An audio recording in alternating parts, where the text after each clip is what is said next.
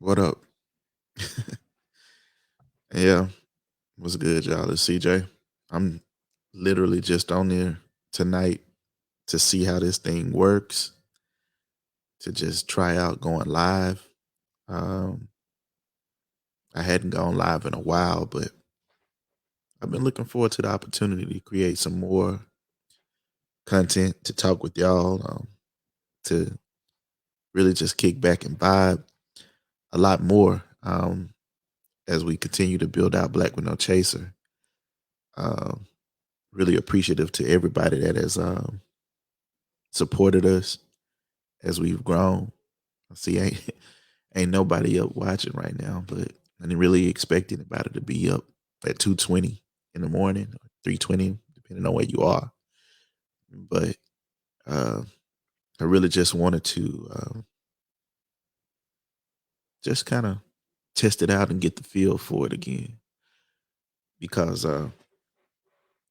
sometimes you can kind of lose it when you hadn't used it in a while.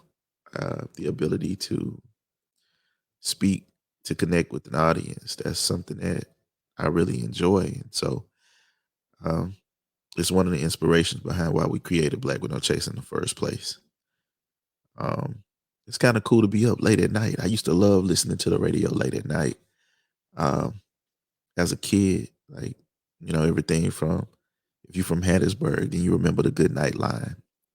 Or you remember, if you grew up in the '80s, then you remember like Walt Baby Love and the Countdown and stuff like that. And I used to love those times, and I don't know if I ever realized how much of an impact um, those moments made on me at that time. And so I think that I kind of been drawn to content creation in a way, drawn to connecting, drawn to speaking, to just bonding with the audience in a way. And so um, we came up with, created Black with No Chaser really for that purpose, amplifying Black voices, but in an unapologetic way. And so um, every single day we're in the process of trying to come up with new and creative ways to do exactly that. Right now, I'm rocking my little hoodie that Chuck designed, Them Hands University. That's ours. We created that. And would you believe that there's actually people out here bootlegging our shit? Like legitimately bootlegging Them Hands University and Black with No Chasers hoodies. It's wild to see. Like, there's been we found or identified over 300 people attempting to bootleg it, which is, it's pretty wild. To think that a brand that we created and also trademarked um, several years ago um, is something that other people would see um, and try to steal and claim as their own. It's it's kind of infuriating in a way to know that Them Hands University was a phrase that I mean, I had never heard it before, and it was something that I was just saying from my mind. And you know, Chuck and I, my profile Chuck, who's also our chief product officer for Black with No Chaser, got together and we collaborated and created a design that in some ways has become something that has the ability to stand on its own. We created this over 5 years ago, maybe 6 years ago now. Um, and it's in this last year, we've had thousands of people legitimately purchase it from our shop, from our store that we created, a Black with No Chaser own store. But then we had somebody that attempted to trademark, uh, legit attempted to trademark our design, our phrase, which we had already trademarked. Um, Black person, and it was really disappointing to think that um, we would know and be able to pinpoint that is something that's derived from a black mind, a black creator, black creators, a black owned business, and that someone would still, attempt to steal it, attempt to claim it as their own. Um, like literally, if you go and Google DM Hands University right now, uh, DEM Hands University, the first thing that'll come up is Black with No Chaser. But if you search for long enough, you'll begin to see where others have come in and have attempted to make bootleg versions, and you know it's kind of wild when you think about it. But um, again, I'm just kind of jumping on here tonight and uh, seeing what I can see, learning what I can learn about the page. Shit, I'm kind of just talking into the atmosphere, I suppose. But I like to have conversations with you all on here. Um, I'd like to have some cool conversations. It's a lot of things that I see getting put out in the atmosphere that I definitely have an opinion about. I don't want to just you know uh, have a platform where it's just an opinion based platform. I'd love to interact with guests, have people on to come uh, talk about a number of subjects. I want to talk about everything. I want to talk about uh, relationships. I want to talk about growth. I want to talk about being a business owner. Uh, I want to talk about how to protect your intellectual property.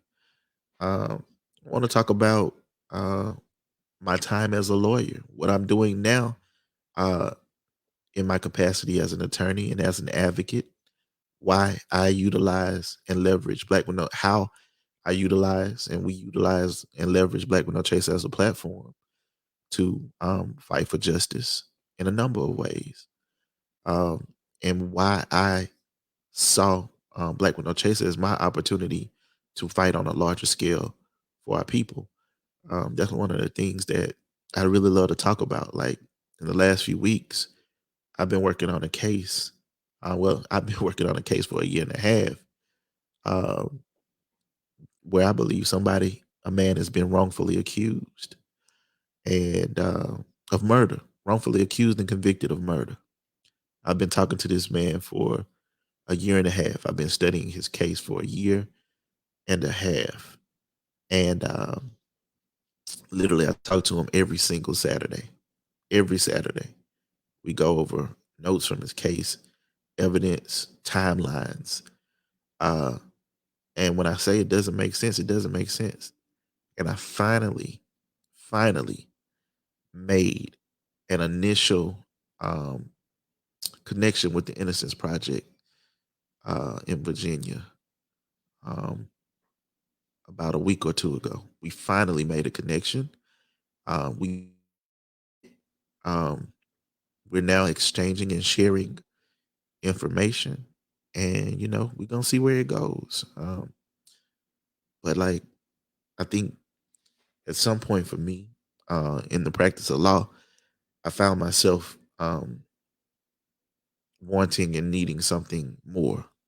Um, if you practice long enough in Mississippi as a black person, particularly, especially if you practice in the criminal courts, then you get the opportunity, and I don't know if opportunity is the right word, but you have the experience of seeing black men and women um, herded into courtrooms like cattle, um, chained and bound uh, in those uniforms, and it can do a number on you psychologically.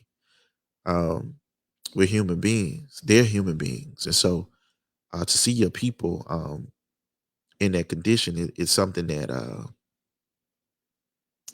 you know it either can mentally break your spirit or can make you want to fight harder for your people. Um, and in some ways, it was a when I would be in the courtroom, sometimes I would find myself thinking like, damn, I wish I could represent every single person, um, because I knew that um, if I did represent them, then I was going to at least be fighting for them, and that I was going to genuinely be fighting. But um, I would find myself at times, even with my own cases, taking on and allowing the anxiety of it to manifest within me in ways that I didn't know. Like I literally would take on uh, the burden and the pressures of what the outcome would be if something would happen to the client or to the family. Like I felt a genuine responsibility to the people um, I was representing in a way that sometimes I wouldn't eat, I wouldn't sleep, and it took a toll. It really did. Um, I would be working on or preparing for murder trials as the defense attorney in a murder trial, and there would be times where I would find myself literally like unable to eat, unable to sleep in preparation because I was so locked in on the idea of pursuing justice or pursuing innocence that you know that I was consumed by it, and I would be waking like when I would finally get to sleep. I don't know if you've ever been sleep deprived before. Normally, murder trials can go. Most of the murder trials that I've ever defended in have lasted at least a week. If you can imagine really not eating or not sleeping and not doing anything but basically um, defending or doing things that you're doing in an attempt to defend someone's life, uh, defend someone's freedom, um, it can definitely take a toll on you. And I would find myself like by that Thursday or that Thursday night, because usually on Friday morning is when you get ready to do your closing statement, right? And that's when you bringing it on home. Uh, I would literally be laying in the bed, like kind of uh, shaking because uh, I could not do anything but focus on and lock in on attempting to fight for the person that I was representing's life in that moment, and it would be like if I couldn't succeed, uh, that I would feel like I was going with that person or with whomever, and so it definitely was something that weighed on me heavily. Um, I still enjoy the fight. I still enjoy trial law. I enjoy the investigatory process, um, and I think that's what I found so compelling about the particular case that I definitely will be introducing to you all through Black with No Chaser. Um, it's a case that is one that will be likely be pretty highly emotional. Um, it's one that at the time of its occurrence was controversial. Um, and I'd imagine that um, people will form their own opinions with regard to the case. It was brought to me by the son of the gentleman who was accused and convicted of the crime.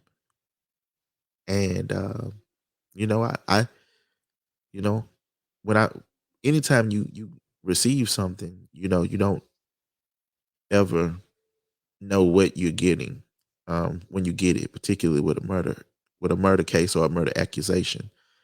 Um, and I didn't know what I was getting in this instance. I knew that I was dealing with an upset young man who believed his father to be innocent, and I knew that at the very least I was willing to see or look and see why um, he felt the way that he did.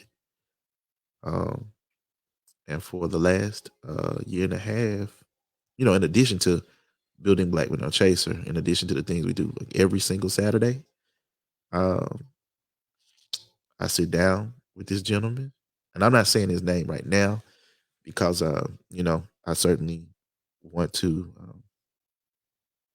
present it to people in a way that is you know well developed. But uh, I sit down with him every Saturday, and I talk to him, and we work on this case. We've been working on it, uh, but I don't feel that same anxiety anymore, and I don't know why that is. I don't know if it's because we are trying to work our way out of a place that he is in that neither one of us believes he should be in, um, or what. But um, what I feel now is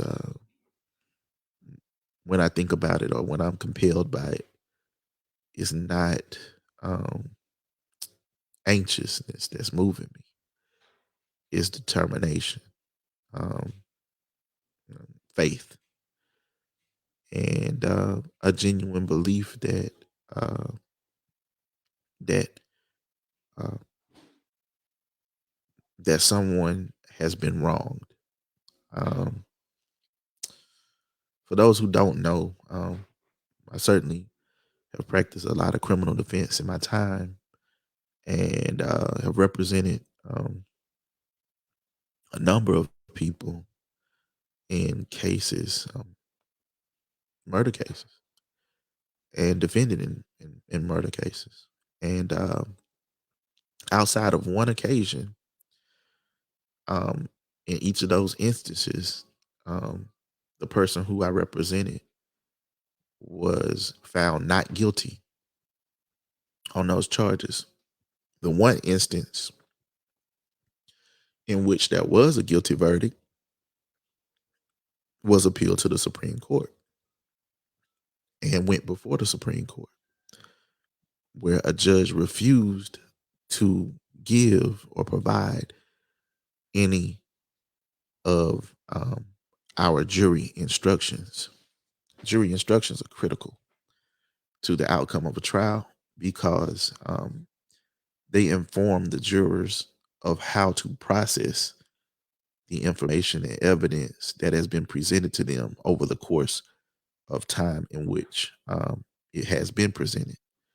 Um, Typically, each side goes in with a theory of the case.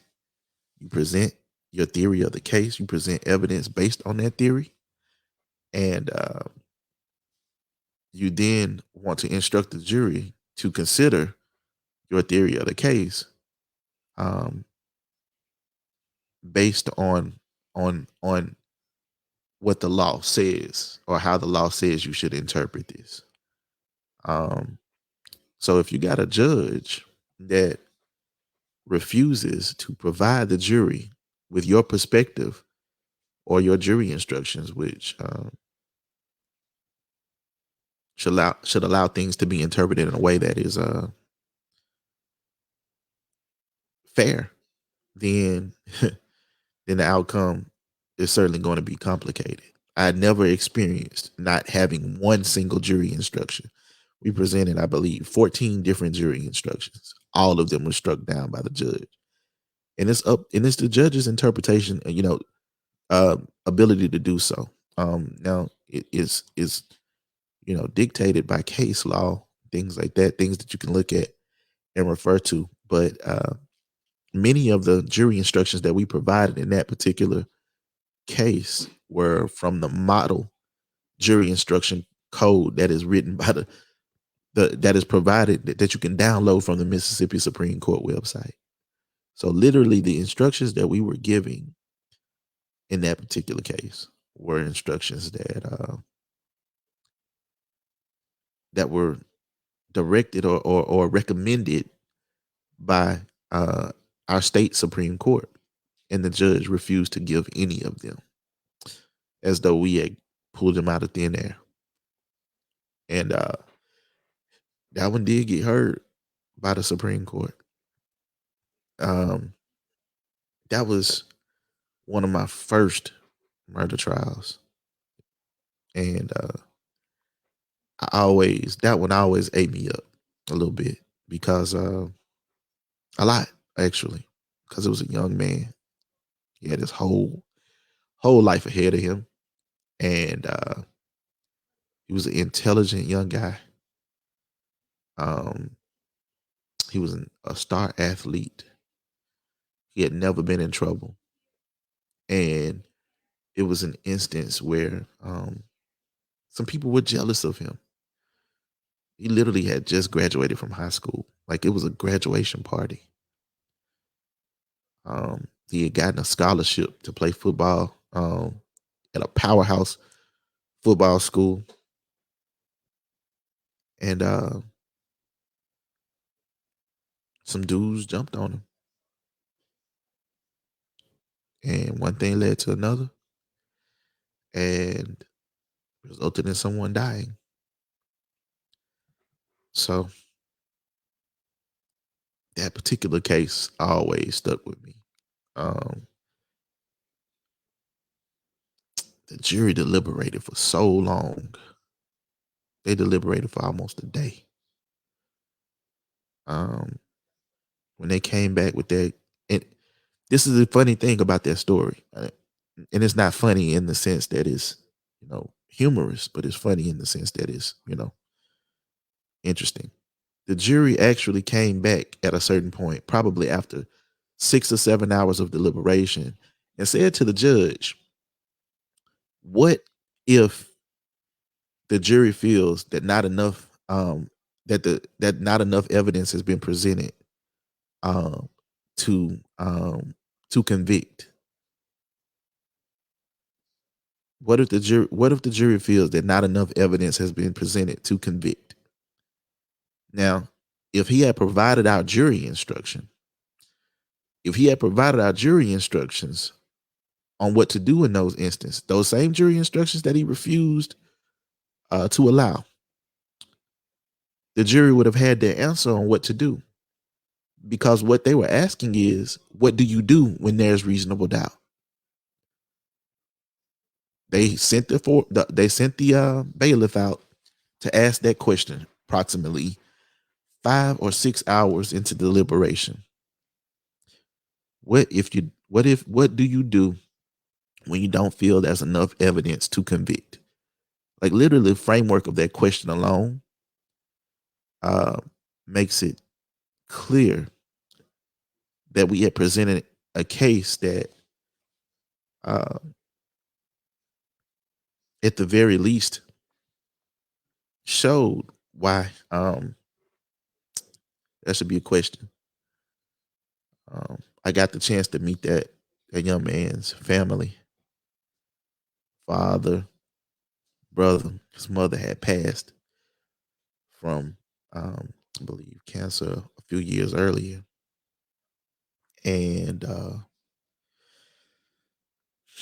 that was a tough one. It always was one where you kind of felt like where I felt like, um, when he um, when he was convicted, because ultimately they did convict. The judge sent them back and told him that they had all the information that they need in order to make a decision. That's what the judge told them in response to their question. Um, and there was nothing we could do to tell them that what they just said was that reasonable doubt exists. We couldn't go back there. We couldn't convey any more messages to the jury. Our only opportunity to do that was through the evidence that we presented, the closing statement, and The jury instructions. Those were our opportunities to talk, opening, closing, jury instructions. Those were our opportunities to talk directly to the jury or to help guide them. But they had no way to do so. Um, there were even one of the sisters of one of the men that attacked him even said that if she was in the same position, that she would have did the same thing that he did on the stand. His sister said that. I mean, not his sister, but one of the sisters of the people that they would refer to as a victim, um, but that we would refer to as the aggressors, um, said that if in the same instance or under the same circumstances, if she had been presented with it as an eyewitness, that she would have acted in the same manner he did at the time in which it occurred, based on what she witnessed them doing to him. Uh, the judge sentenced that young man to,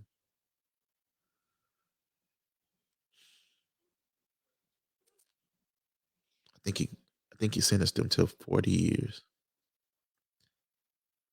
And that just was crushing, man. Like, I would say probably the first,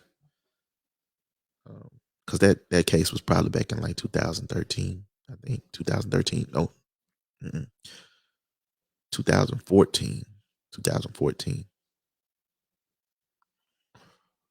Yeah, it was in 2014. Um, that one just, I don't know. It was crushing, man. And that kid, like for the last, I would say at least 6 years, 5 or 6 years, that sat with me in a way that was like, felt like every single day he was in there, we were in there, or I was in there. So that sucked. But I don't know. I guess in a lot of ways it made me desire to fight for justice differently, um, and have a passion that was different as it related to justice. Sorry, I was a training background. If you from Hattiesburg, then you know all about the trains. And this microphone picks up pretty good, so I'm sure you can hear it. But yeah, man. I mean, I decided to create Black with No Chaser because I wanted to create a platform that allowed um, other Black thinkers, thought leaders, creatives, uh, people that are passionate about our people to have an opportunity to have a platform, not just to talk about it, but to actively begin to work towards um, creating power, creating power in a real way. Because that's what I felt powerless when the judge when the judge could refuse our instructions. I felt powerless. Not powerless in the sense that I wanted to give up, but powerless in the sense that it's literally because that's the rule. Because the rule is he can say, I'm not going to give you a fair fight. There's nothing you can do. And so I couldn't fight from that side with regard to that. But I could fight from this side. I could tell y'all that story. We can tell we could tell the world that story. And every single day the the reach of Black with No Chaser gets a little bit bigger to the point where, and we've told y'all this a lot of times, like we reach millions now. So I might not be able to, mm, I can amplify his story from this side. I can make sure that he has a voice from this side, even if the justice system, in my view, has failed him. Um, we have the ability to speak up for him here. And so, in a lot of ways, I've been building Black with No Chaser as for Black voices to be heard, um, Black faces to be seen unapologetically, for us to advocate. I want to use social media actively, not passively. I want us to gather here, not just on social media. I mean, we've mostly been relying on social media recently because of the pandemic, but I want us to begin to really begin building power structures and systems for ourselves that we can transfer so that we can fight back against their systems, the systems that exist. Uh, the justice system is their system. We've never had a say in it. we didn't we didn't write any parts of the Constitution, to my knowledge.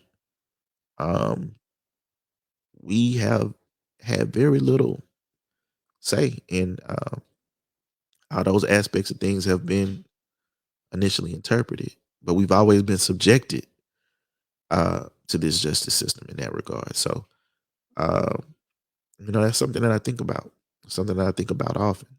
And so, you know, we we have reasons to fight.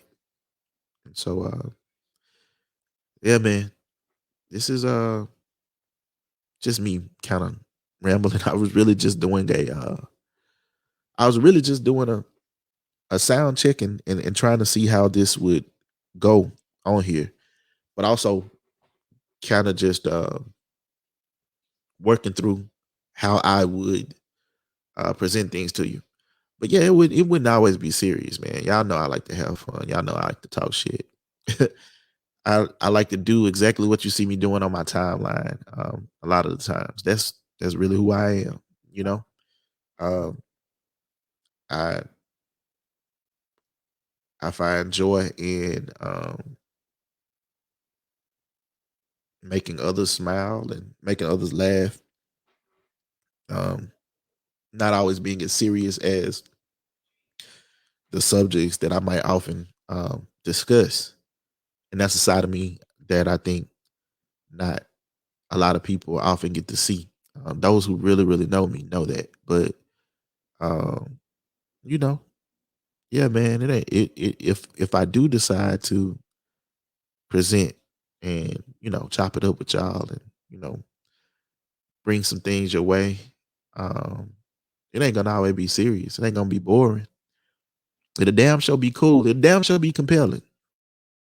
Um, but yeah, shit started off as a sound test and kind of opened up into a Barbara Walters special a little bit. I know I was all over the place. You know, if it if and when we start to do this, when I start to do this for real, I'll make sure to keep it cool and have a nice little flow to it, and hopefully do something that y'all can vibe to. If you haven't already, go like and follow Black with No Chaser. If you still listening, definitely go like and follow Black with No Chaser on Facebook. If you haven't already, then why the hell haven't you? I mean, like shit, it's ours. It's for us. Go follow that shit. Go on Instagram, follow at Black with No Chaser. Go on Twitter, follow at BE Black No Chaser. At BE Black No Chaser. Um, if you haven't copied you no shirt or anything like that, go copy you the shirt. We are historically Black owned business. We hire historically Black college and university students, graduates, alumni. I mean, we hire other than that, but for the bulk of who we are and our makeup is folks from Tougaloo, Jackson State, FAMU, Howard, um, North Carolina Central. Like we got folks that's really out here representing from these schools, and we got love for everybody. That's who's rocking with us, and we've been able to grow something special I think a lot of in a lot of ways because of how those who raise us. Um, we want to give y'all something special. Um, and we look forward to doing that. We look forward to continuing to grow with y'all. For those people who peeked in and looked at the live, thank you. That's pretty dope. I didn't think nobody else was up with me, but um, it's dope that you are. And yeah, man, I I have no idea if how many people, if any, will actually watch this live or um, gather anything from it. And I don't know that it was my intent initially for there to be anything to gather from it. I literally was just doing a sound test. But you know, we'll rock soon. We have to come up with a name for this. But long time no see. Peace, y'all. Think black, live black, unapologetically.